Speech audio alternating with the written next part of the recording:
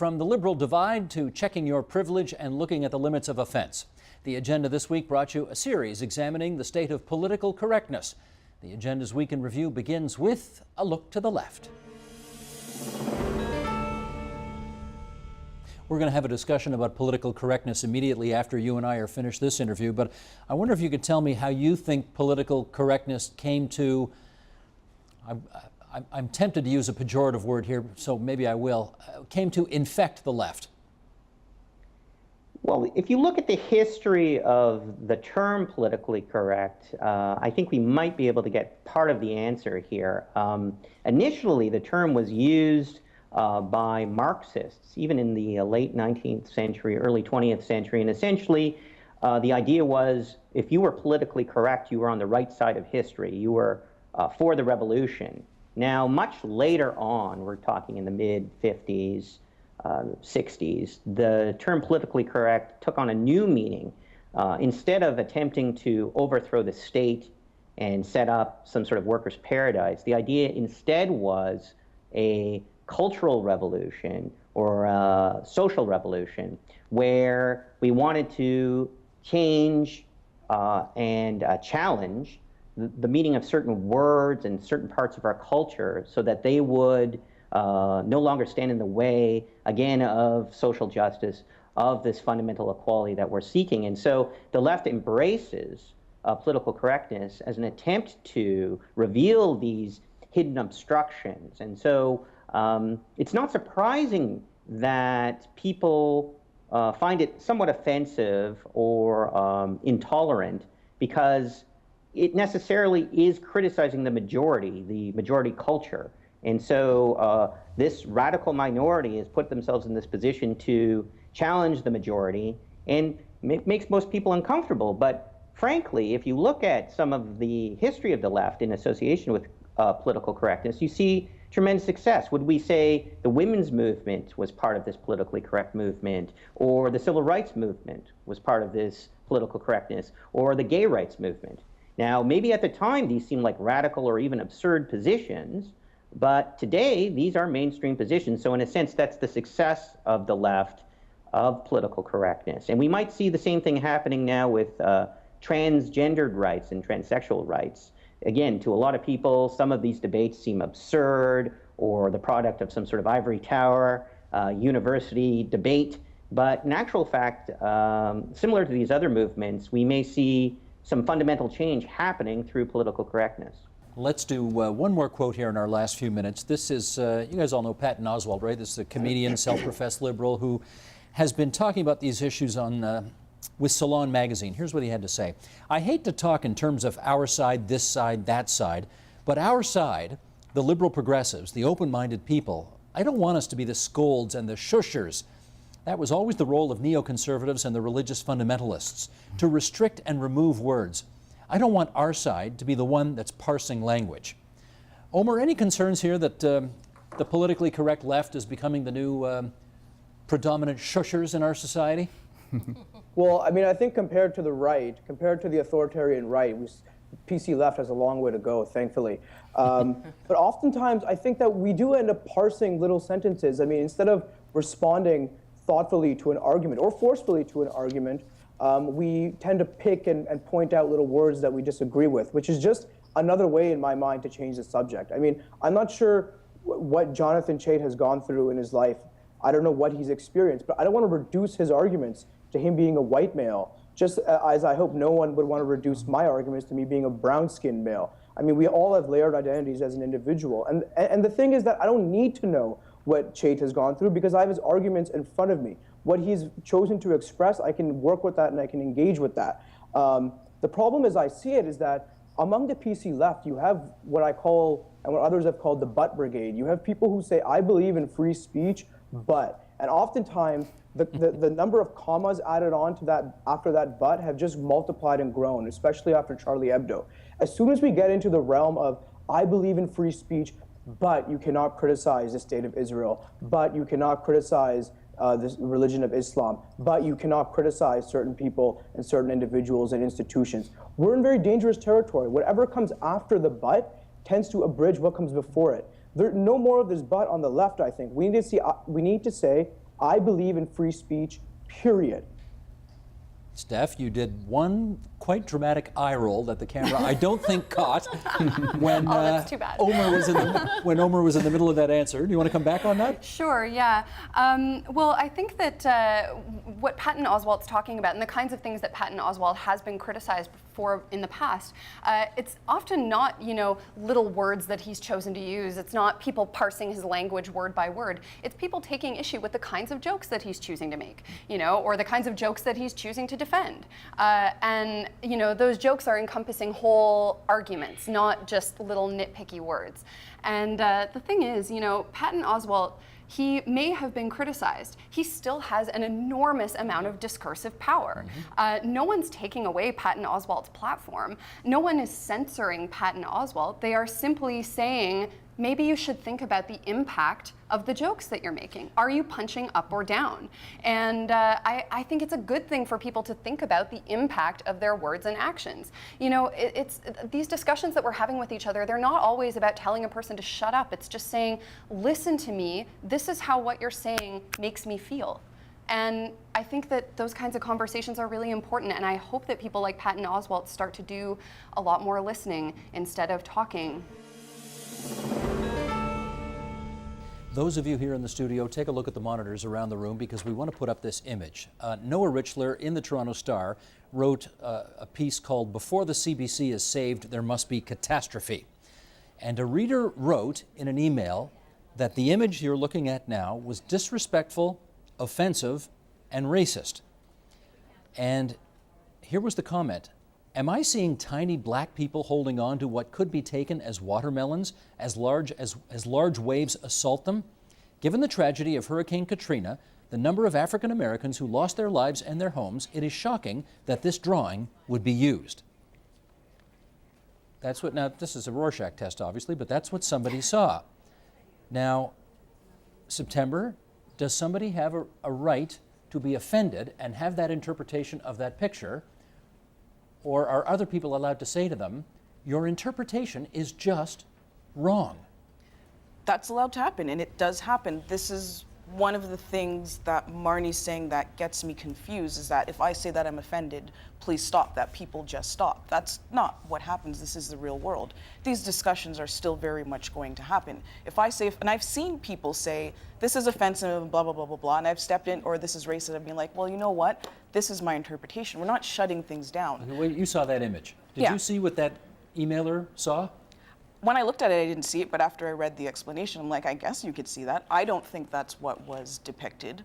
I don't think that it was any of those things. We're discussing it right now. Jeet, do you see, well, I should ask you, what do you see here? Well, yeah, I don't see that image at all. But I mean, people always, this interpretation is never a fixed thing. There's, if anybody who's ever taught Jonathan Swift's A Modest Proposal will know that there are some students who read that and think that Jonathan Swift is actually calling for the eating of Irish babies. People get the interpretation wrong, right? On like very basic things, but which means that you have speech to try to like figure it out. But I don't think the fact that somebody can get a wrong interpretation or be offended for the wrong reason just means that we should have dialogue. It doesn't mean No, but that do we have to respect that interpretation? Well, it depends on what sort of teacher you are. I think I think a good teacher always like tries to start from the student's point of view and then tries to build on that. I mean, like, people. Well, I mean, what does respect mean? It's like, do you want to engage in a dialogue with that person or not? You can say, well, that interpretation is so completely wrong.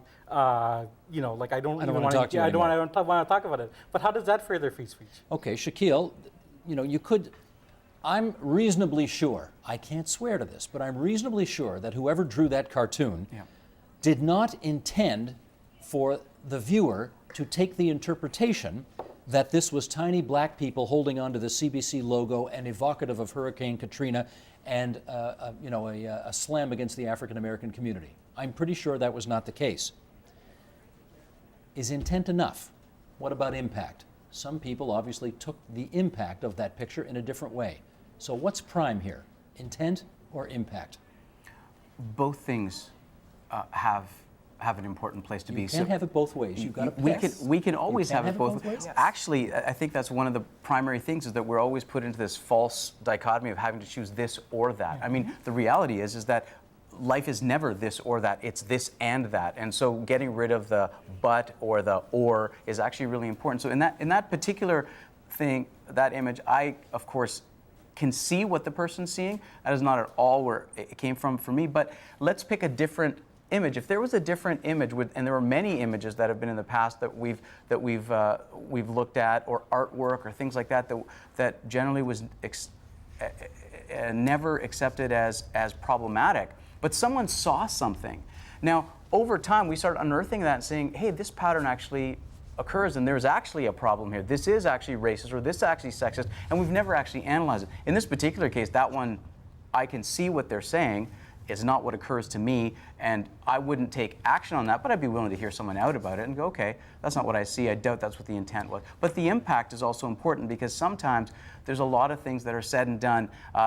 So most recently, the new Adam Sandler thing that's happening on Netflix, you had 6 Native American actors walk off the set saying, this is so appalling.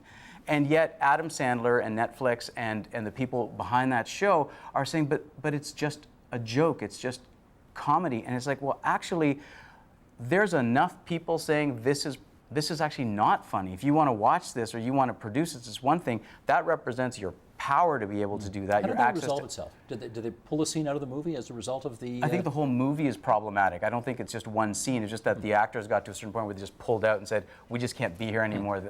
And so that's art. And then there's a certain place in which we have to look at that and go, actually, someone's seeing something that maybe 30 years ago we wouldn't have at all raised an eyebrow on. Well, it's true, because Blazing Saddles got made. I want to ask a very uncomfortable question for a change tonight to keep this thing going along, and that is, I want everybody here in the studio, Karen, sorry you can't do this, to point to the person that they think is the most privileged on the set today. 3, 2, 1, do it now. Point. Interesting. Desmond's pointing at me. Sadia's pointing at the 2 white guys? Okay. Catherine's pointing at the 2 white guys. Just on record, she pointed to me, and then she thought about it and pointed to you. So I think that should be on the record that. Who did you I'm point not sure at, it's a Jonathan? competition, but Oh, I just kind of went like this. Yeah, hello. Yeah, I mean, yeah, Okay. That's right. I should add, though, that I occupy a position. I'm a lawyer and a litigator, and I live in Toronto. I own a house here and everything. I occupy here a position of tremendous privilege as well. On a scale of 1 to 10, where is it? 7, but it doesn't help me in Winnipeg, even if I'm wearing a suit. It does not help me. It will not help my visibly Aboriginal daughter stay safe, stay alive, potentially. Class has something of a protective effect, but it only goes so far in different places and different contexts. And even in Toronto, I worry for my daughter. Desmond, I'm fascinated by your choice, because some people might look at you and say, you are a journalist with access to airwaves, you're a well-known writer in this town, you can pretty much get on the air anytime you want. I'm getting there. You're getting there. You're about to host your own podcast now on politics. How old are you? 33. 33. You're doing, some might argue you're doing pretty well. Then why is it that I still get followed around by the police in my own city? There you go. That's why I pointed at you. You're doing better than I am, and congratulations on that, I'm Steve. 20 years older than you. You are. I've spent more time at it. But that has something to do with your question, right? And it's a fun exercise, but I think beyond just, who has the most, who has the least, we need to understand how privileges intersect, where they are limited. They're not absolute things, right? And I'm a man. So even though I'm a black man, there's extreme amounts of privilege that are invested in the idea that people see me and they're like, that's a guy. So I can't deny that, right? It's not just as simple as one identity or one way of being. But being a man gives you more privilege than a child, obviously. Yes. Than women, Well, too. In many cases. Go ahead, Karen. I'd like to just interject something, because part of the entire idea of driving while black, or the fact that stop and frisk seems to be predominantly targeting black men in places like New York City, a lot of that has to do with the fact that you're a man.